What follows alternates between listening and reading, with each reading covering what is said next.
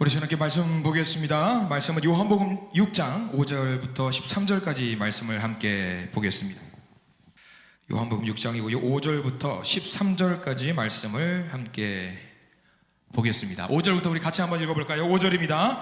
예수께서 눈을 들어 큰 무리가 자기에게로 오는 것을 보시고 빌립에게 이르시되 우리가 어디서 떡을 사서 이 사람들을 먹이겠느냐 하시니 이렇게 말씀하심은 친히 어떻게 하실지를 아시고 빌립을 시험하고자 하심이라.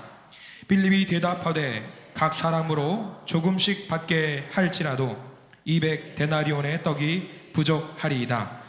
제자 중 하나 곧 시몬 베드로의 형제 안드레가 예수께 여짜오되 여기 한 아이가 있어 보리떡 5개와 2마리를 가지고 있나이다. 그러나 그것이 이 많은 사람에게 얼마나 되겠사옵나이까? 예수께서 이르시되 이 사람들로 앉게 하라 하시니 그곳에 잔디가 많은지라 사람들이 앉으니 수가 5,000명쯤 되더라. 예수께서 떡을 가져 축사하신 후에 앉아있는 자들에게 나눠주시고 물고기도 그렇게 그들의 원대로 주시니라. 그들이 배부른 후에 예수께서 제자들에게 이르시되 남은 조각을 거두고 버리는 것이 없게 하라 하심으로 이에 거두니 보리떡 5개로 먹고 남은 조각이 12바구니에 찼더라. 아멘. 오늘 말씀 가운데 하나님의 크신 은혜가 있기를 소망합니다. 우리 가슴에 손을 얹으시고 기도하는 마음으로 고백할까요? 하나님의 은혜가 지금 저에게 임하기를 기도합니다. 우리 옆 사람 축복하면서 하나님의 은혜가 지금 여러분에게 임하기를 기도합니다. 아멘. 하나님의 은혜가 한 주간 사는 우리 모든 가운데 넘치기를 간절히 소망합니다. 감사합니다.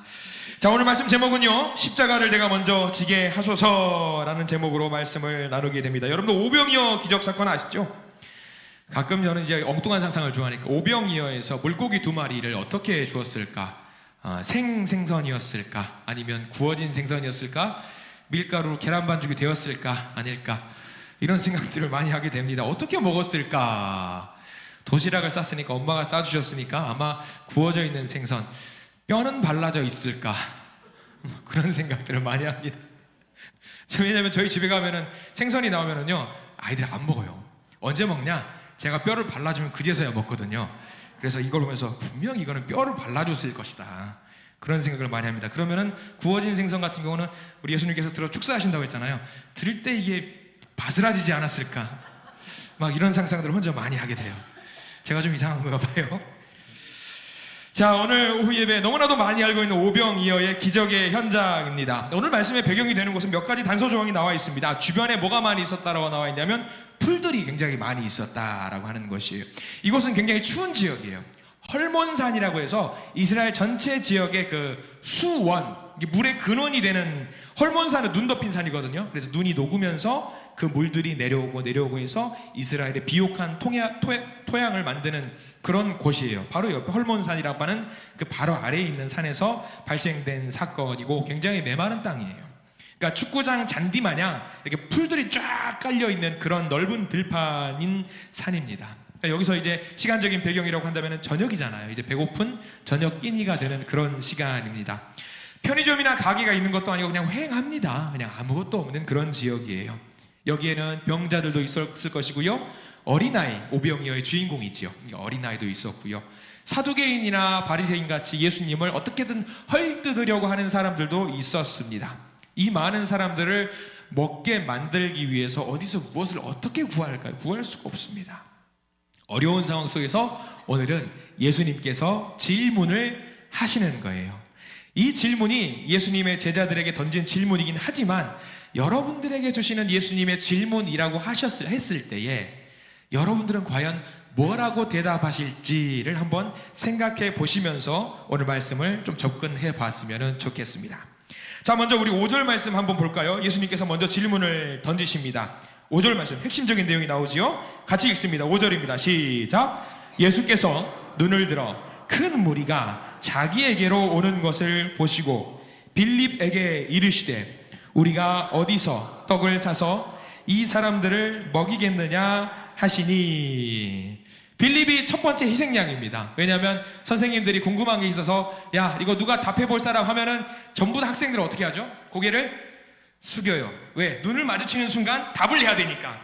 전부 다 고개를 숙이고 있었을 거예요. 근데 공교롭게 빌립이 이야기를 들었는지 못 들었는지 고개를 들고 뭐 딴짓을 하다가 예수님과 눈이 마주친 거예요. 그래서 빌립 잘 걸렸다 너 빌립. 그래서 물어보는 거죠. 야 내가 이 사람들을 먹여야 되는데 어떻게 하면 좋겠냐. 빌립도 그냥 당한 거죠. 그래서 아유 이게 왜 나랑 눈 마주쳐가지고. 근데 이제 빌립에게 한 질문을요, 마치 가끔 이 말씀을 가지고 묵상을 하면은 저한테 하시는 것 같다라는 생각이 들어요. 그러니까 여러분들에게 하시는 말씀을 한번 들어보셔요. 윤 목사야, 너는 이 교회를 어떻게 먹일래? 라고 물어보시는 거예요. 어떻게? 너는 어떻게 이 교회를 풍성하게 할래? 너는 어떻게 할 생각이냐라고, 어떻게 이끌 거냐라고 저한테 물어보시는 것 같더라고요. 근데 저한테만 이렇게 물어보시는 게 아닐 겁니다. 여러분들에게도 마찬가지로 물어볼 겁니다. 내 자녀들아, 이 교회를 어떻게 풍성하게 만들래? 너는 이 교회를 어떻게 만들어 가고 싶니? 너는 어떻게 함께 하고 싶니? 이렇게 질문을 던지실 때 여러분들은 예수님께 뭐라고 대답하실까요? 아니면 다른 제자들처럼 눈 안 마주치려고 고개를 숙이고 계시겠습니까? 교회뿐만 아닙니다. 가정도 마찬가지예요. 여러분들에게 예수님께서 물어보시는 거예요. 너는 어떻게 너의 가정을, 너의 회사를, 네가 속한 공동체를 이끌어 나갈 테냐? 너는 어떻게 그 가정을 믿음의 공동체로 만들겠냐? 너는 과연 어떻게 할래? 라고 예수님께서 물어보시는 거죠. 오늘은 이 질문을 크게 세 가지로 접근을 좀 할 수가 있어요. 우리는 방금 봤던 것처럼 이 첫 번째 질문의 희생타는 사도 빌립입니다. 빌립이 뭐라고 했는지 잘 보셔야 돼요. 7절 말씀이 빌립이 해준 대답이거든요. 빌립이 한 대답이에요. 7절 말씀 우리가 빌립의 마음으로 한번 읽어볼까요? 7절입니다. 빌립이 대답하되 각 사람으로 조금씩 받게 할지라도 200데나리온의 떡이 부족하리이다. 200데나리온의 떡이 필요합니다. 지금 시세로 하면은 한 끼 먹는데 2천만 원에서 2,500만 원이 든다라는 이야기예요. 거기서 돈을 구하는 것도 일단 1번이고 그걸 어디 가서 사요? 부족하다라는 거고 불가능하다라는 것을 빌립이 지금 말을 하고 있습니다. 교회에도 이런 빌립과 같은 사람이 있습니다. 가정에도 빌립과 같은 사람이 있고요. 여러분들이 색한 어떤 사회 공동체에도 빌립과 같은 사람이 있습니다. 장점으로 말하자면 상황 파악을 잘 해요. 이 상황을 잘 굴러가는 걸 잘 봅니다. 그리고 현실적이고 냉정합니다. 산술적이고 셈에 능한 사람 빌립입니다. 그런데 문제는 부정적입니다. 문제는 부정적이에요. 해도 안 된다라고 생각하는 사람입니다. 분명히 이렇게 물어보실 겁니다. 아유 목사님, 빌립은요 부정적인 것이 아니라 현실적입니다. 현실적으로 안 되는 것을 안 된다고 말하는 것은 잘못이 아닌 것 같습니다. 이렇게 물어보실 수 있어요. 그런데 문제는 빌립이 어떤 사람인지 여러분들이 더 잘 아셔요. 왜냐하면 빌립은요 오늘 오병이어 사건 이전에 이미 무엇을 경험한 사람이냐면 예수님께서 보여주셨던 많은 기적을 이미 경험한 사람이에요. 경험했어요. 이미. 오병이어 기적 이전에도 가나의 혼인잔치라든가 병자들을 고쳐주신 그 사건, 이미 빌립은 경험을 했던 사람입니다. 그럼에도 불구하고 안 됩니다 예수님이라고 말을 하는 것은 현실주의라든가 합리주의가 아니에요. 이거는 부정적인 겁니다. 우리도 분명히 가정 구성원들 중에 교회 공동체도 구성원이라든가 여러 회사 공동체 구성원 중에도 이런 사람이 있어요. 안 돼요, 이거 안 됩니다 하는 분이 계시고, 어떤 분은 또 돼요, 된다라고 하시는 분이 분명히 계십니다. 교회 일을 할 때, 어떤 일을 할 때 안 된다라고 이야기를 제시하는 분들도 있습니다. 어렵습니다. 근데 물론 그 의견이 나쁘다는 게 아니에요. 소중합니다. 그런데 그 중에는 신기하게 이런 분이 계세요. 이런 부정적인 것들, 안 되는 것들을 전부 다 딱딱딱딱 잘라가지고 되게 만드는 사람들도 분명히 있다라고 하는 거죠. 우리들 중에도 그런 사람이 있습니다. 현실주의적이에요. 합리적이에요. 이거는 되고 안 되고가 명확한데 중요한 거는 이 모든 분들이 어떤 분들이냐면 빌립처럼 예수님의 기적을 모두 다 경험하신 분들이라는 사실입니다. 다들 경험해 보셨을 거예요. 말도 안 될 것 같은 그런 일들을 하나님께서 만들어 가시고 주장하시고 역사하셨던 것들을 보신 분들, 경험하신 분들이 여기 다 앉아 계세요. 이건 안 될 것 같은데요. 그렇게 생각하는데 이게 되네요. 이게 되는군요. 라고 하는 분들이 계십니다. 예전에 제가 어렸을 때 교회 건축을 했었어요. 교회 건축을 했었는데 그 교회를 건축하면서 굉장히 재정적으로 힘들고 어려운 상황이고 이게 벽돌 한 장씩 구매하면서 되네 안 되네 고민들이 많이 있으셨을 거예요. 아마 우리 교회도 성전을 짓는 과정 가운데 그런 일들이 있었겠죠. 근데 신기하게 뒤돌아 놓고 보면은 이것들이 아무런 문제 없이 바로 세워지는 것들을 보면서 이게 기적이 아니고 무엇이겠는가? 우리는 분명히 이게 안 될 것 같다라고 생각했는데 되어지는 과정을 전부 경험하신 분들이라는 사실입니다. 마가복음 9장 23절에 이런 말씀이 예수님께서 하신 말씀이 있어요. 마가복음 9장 23절에 혹시 화면으로 나오죠? 같이 한번 읽어볼까요? 시작. 예수께서 이르시되 할 수 있거든이 무슨 말이냐? 믿는 자에게는 능히 하지 못할 일이 없느니라. 할렐루야. 이 말씀이 빌립에게 가장 필요한 말이었어요. 또 이런 이야기가 나오죠. 빌립의 이 고백과는 완전히 딴판인 사람의 이야기도 나옵니다. 누구냐면 마태복음 8장에 나오면 한 백부장의 이야기가 나와요. 여러분들 잘 아시는 이야기입니다. 백부장의 하인이 병들어서 죽게 되었어요. 그리고 고쳐달라고 예수님께 부탁을 합니다. 간청을 합니다. 예수님께서 말씀하십니다. 내가 직접 가서 고쳐줄게. 백부장이 뭐라고 하는 줄 아시죠? 아유, 무슨 말씀이세요, 예수님? 오지 마십시오. 예수님께서 우리 집에 들어오시는 것조차도 나는 감당할 자신이 없습니다. 그래서 뭐만 해달라고? 그저 말씀만 해달라고. 말씀이면 됩니다. 그러면 제 하인이 나을 겁니다. 얼마나 긍정적인 믿음입니까? 얼마나 적극적인 믿음입니까? 그래서 예수님은 그 믿음을 칭찬하셨어요. 그리고 이렇게 말씀하시죠. 내가 제자들아, 애들아, 내가 이스라엘 중에 이만한 믿음을 본 적이 없어. 이만한 믿음을. 아마 이 이야기는 누가 제일 잘 들어야 되냐면 빌립이 들었어야 돼요. 빌립이. 우리 교회에도 긍정적인 긍정의 아이콘들이 계십니다. 된다. 할 수 있다. 가능하다. 우리 모든 성도님들이 믿음으로 긍정의 성도들이 되시기를 간절히 축원합니다. 이 긍정은요, 긍정한다라는 것은요, 그냥 나오는 긍정이 아니거든요. 성품이 좋아서 긍정적인 것이 아닙니다. 성격이 좋아서 긍정적인 것이 아닙니다. 믿음이 있기 때문에 긍정적일 수 있는 겁니다. 그 믿음으로 할 수 있다는 생각을 갖고 하나님을 기쁘시게 하는 우리 모든 성도님들이 되시기를 간절히 축원합니다. 여기 많은 게 빌립 말고 한 명의 제자가 더 나옵니다. 이 제자들이 고개를 다 숙이고 있었으면 다행인데 숙이고 있다가 한 명씩 고개를 드나 봐요. 그래서 누가 등장하냐면, 두 번째는 누가 등장하냐면 안드레라고 하는 제자가 고개를 들고 예수님과 눈을 마주쳐요. 자, 우리 한번 볼까요? 8절과 9절 말씀 이제 안드레가 합니다. 자, 같이 한번 읽어볼까요? 6장 8절과 9절 시작. 제자 중 하나 곧 시몬 베드로의 형제 안드레가 예수께 여짜오되 여기 한 아이가 있어 보리떡 5개와 물고기 2마리를 가지고 있나이다.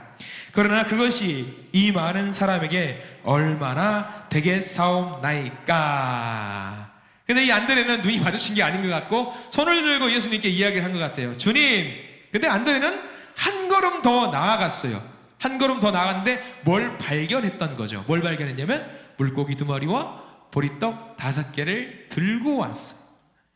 어떻게 보면 안드레는 사람들이 이 성경 보면서 야, 빌립보다 안드레가 낫네. 여러분 어떠세요? 빌립이 나아요? 안드레가 나아요? 누가 더 나은 것 같으세요? 제가 보기에는 독인 객인인데 안드레는 좀 더 나빠요. 왜 나쁜지 아시겠어요? 여러분 성경 말씀 잘 보셔야 되는데 9절 제일 뒤에 보면 뭐라고 나와 있냐면 그러나 하죠. 그러나 오병이를 갖고 왔어요. 뭔가 가능성을 보여줬어요. 근데 그러나 그것이 이 많은 사람에게 얼마나 되겠습니까, 주님? 이렇게 말하는 거예요.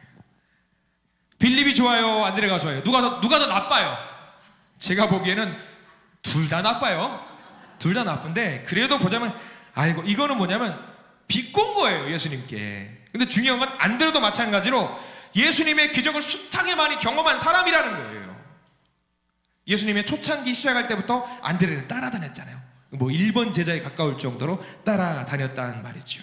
근데 그는 더 부정적인 말로, 비꼬는 말로 이야기를 하고 있습니다. 어떤 각도에서 보자면 빌립보다 더 나쁜 사람이에요. 문제는 빌립과 안드레 이제 두 명이 이야기를 하니까 이제 그 다음에는 무슨 일이 발생을 할까요? 빌립과 안드레 둘만 있었을까요? 이제 제자 몇 명 남았어요? 12명, 12 빼기 2하 몇 명이에요?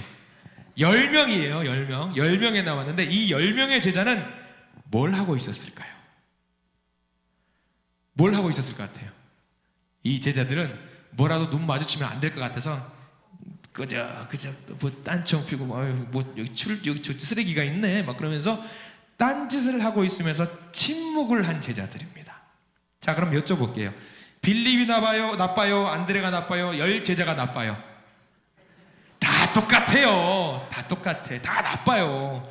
침묵은요, 여러분 뭔지 아시죠? 암묵적인 뭐예요? 암묵적인 동조, 암묵적인 동의예요. 침묵하면 안 되는 거예요. 당당하게 주님, 제가 믿사오니 물고기 2마리 여기 있습니다. 이거 어떻게 해주십시오. 차라리 그러면 얼마나 좋을까요? 이 10명의 제자들은 말도 안 했어요. 말도 안 했어요. 참으로 안타까운 일입니다. 우리 교회 사역을 할 때도 우리가 주의해야 될 부분들이 여기 담겨 있는 거예요. 교회 일은요, 함께하는 아름다운 사역이 되어야 될 텐데 내 일이 아니라고 침묵하고 있는 분들도 있다라고 하는 거죠.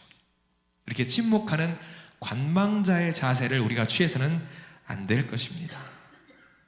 힘들고 어려운 일이며 내 일인 것처럼 그 아픈 부위를 고쳐낼 수 있도록, 어려운 부분이 있으면 고쳐낼 수 있도록 노력을 하셔야 됩니다.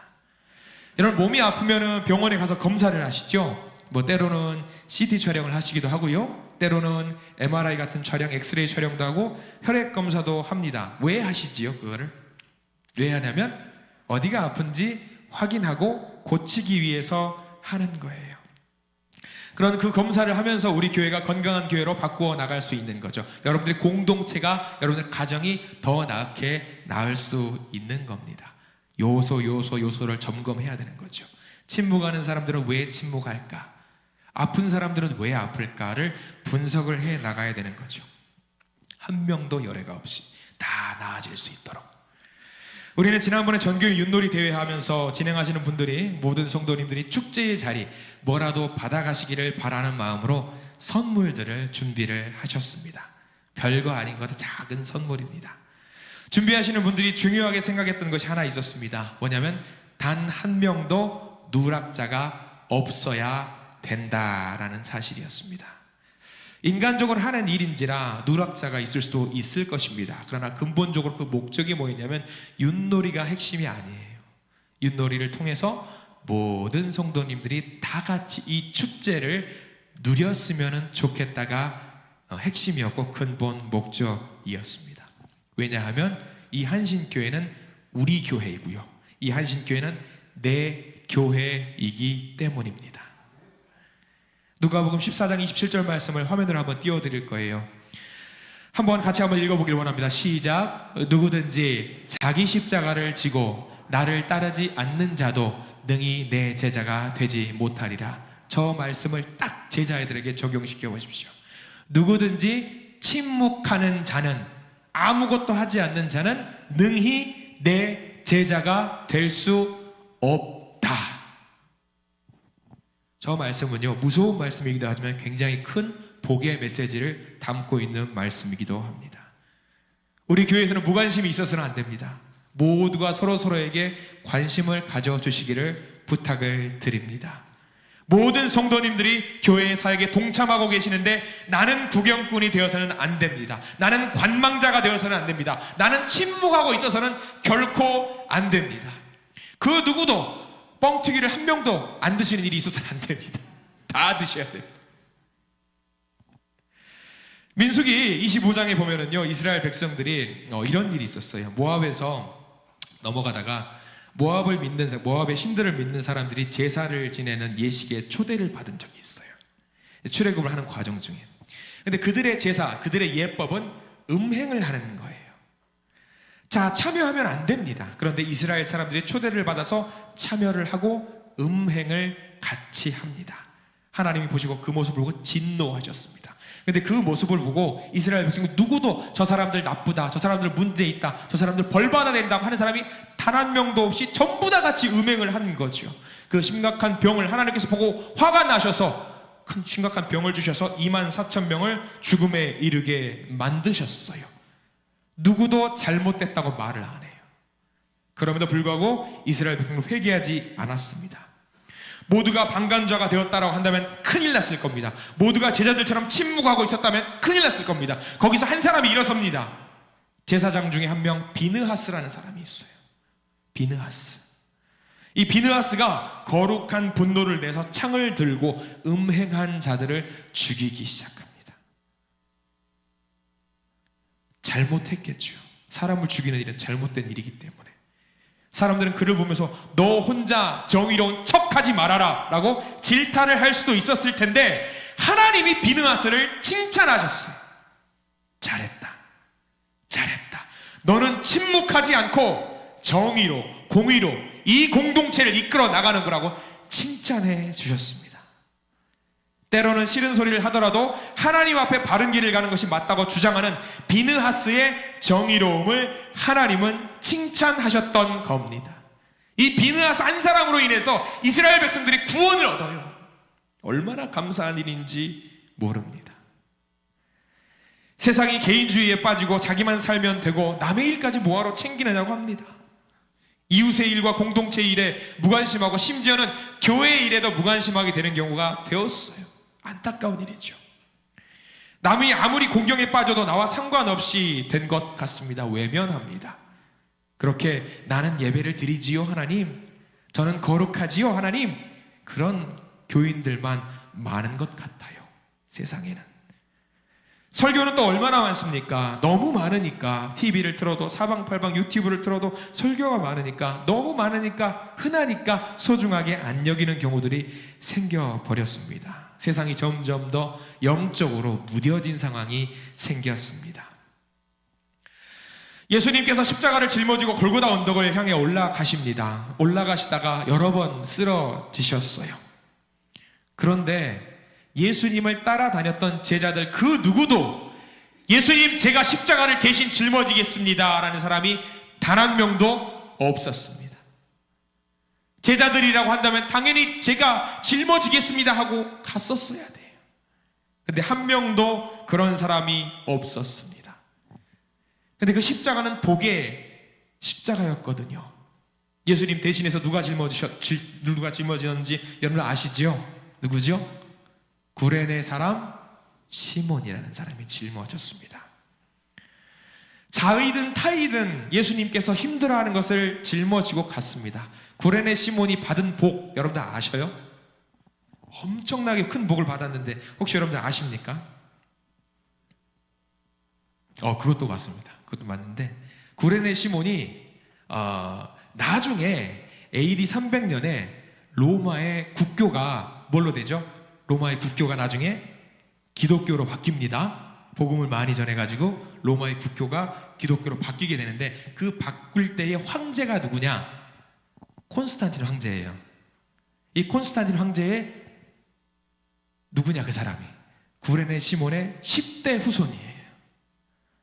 구레네 시몬이 그렇게 큰 복을 짊어짐으로 인해서 자기의 후손이 뭐가 됐냐면 로마의 황제가 됐어요. 너무나도 큰 복을 받은 사람이죠. 우리 사랑하는 우리 한신 가족 여러분, 교회 사역에 있어서 그리고 여러분들 가족 공동체 그리고 여러분들의 여러 가지 공동체에서 어떤 일을 할 때 있어서 객이 되어서 관망하는 자세로 남아있지 마시기를 부탁을 드립니다.